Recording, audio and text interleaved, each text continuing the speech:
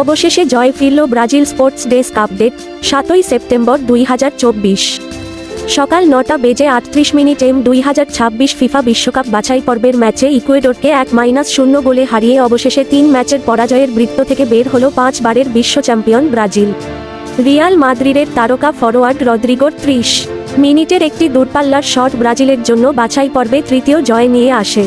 শনিবার 7 সেপ্টেম্বরে বাংলাদেশ সময় সকাল 7টায় শুরু হওয়া ম্যাচে প্রথম থেকেই ব্রাজিল বলের দখলে আধিপত্য বজায় রাখে, খেলাটির গতি নিয়ন্ত্রণ করে এবং ইকুয়েডরকে রক্ষণাত্মক অবস্থানে ঠেলে দেয়।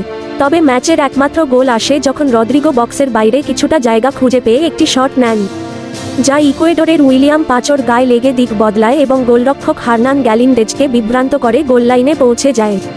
যদিও ব্রাজিল মাঠের আধিপত্য বজায় রাখে, তবে তারা আক্রমণকে আরও বেশি গোলের রূপ দিতে ব্যর্থ হয়। ইকুয়েডর তাদের নতুন কোচ সেবাস্তিয়ান বেককাচেসের অধীনে তাদের রক্ষণ শক্তভাবে গুছিয়ে রাখে। ব্রাজিলের আক্রমণকারীদের যেমন ভিনিসিউস জুনিয়র এবং লুকাস পাকেতার মতো ফুটবলারদের বিভ্রান্ত করতে সফল হয়, যারা বেশ কয়েকটি ভালো সুযোগ পেলেও কাজে লাগাতে পারেনি। প্রথমার্ধের শেষ মুহূর্তে ইকুয়েডর সমতা ফেরানোর একটি সুযোগ পায়, যখন মইসেস কাইসেডো পরপর দুটি প্রচেষ্টা করেন। প্রথমে ব্রাজিলের গোলরক্ষক আলিসনের কাছ থেকে দ্রুত প্রতিক্রিয়া শটে ব্যর্থ হন এবং দ্বিতীয় প্রচেষ্টা গ্যাব্রিয়েল ম্যাগালায়েস গোললাইন থেকে ক্লিয়ার করেন। ব্যালন ডি অরের তালিকায় রদ্রিগো না থাকায় নেইমারের ক্ষোভ। দ্বিতীয়ার্ধে ব্রাজিল আরও একটি গোলের সন্ধানে আক্রমণ অব্যাহত রাখে, কিন্তু ভিনিসিউস, যিনি 73তম মিনিটে একটি দুর্দান্ত সুযোগ পেয়েছিলেন, তবে তীক্ষ্ণ কোণ থেকে শটটি নিয়ে ব্যর্থ হন।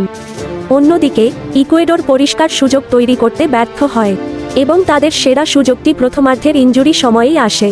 ব্রাজিলের প্রত্যাশিত গোলের মান ইকুয়েডরের তুলনায় কম হওয়া সত্ত্বেও তারা 3 পয়েন্ট নিশ্চিত করে দক্ষিণ আমেরিকার বাছাই পর্বের টেবিলে চতুর্থ স্থানে উঠে আসে। অন্যদিকে ইকুয়েডর, যাদের আগেই 3 পয়েন্ট কেটে নেওয়া হয়েছিল, তাদের দ্বিতীয় হারের পর ষষ্ঠ স্থানে নেমে গেছে। এই জয় ব্রাজিলের জন্য একটি গুরুত্বপূর্ণ প্রেরণা, যারা বাছাই পর্বের দুর্বল শুরুর জন্য এবং কোপা আমেরিকা থেকে বিদায় নেওয়ার জন্য সমালোচিত হচ্ছিল। সেলেসাও তাদের পরবর্তী ম্যাচে প্যারাগুয়ের বিপক্ষে এই জয়ের ধারাবাহিকতা বজায় রাখার চেষ্টা করবে, যা অনুষ্ঠিত হবে 10ই সেপ্টেম্বর। ইকুয়েডরও আগামী 10ই সেপ্টেম্বর পেরুর বিপক্ষে মাঠে নামবে এবং তারা এই হারের পর ঘুরে দাঁড়ানোর চেষ্টা করবে।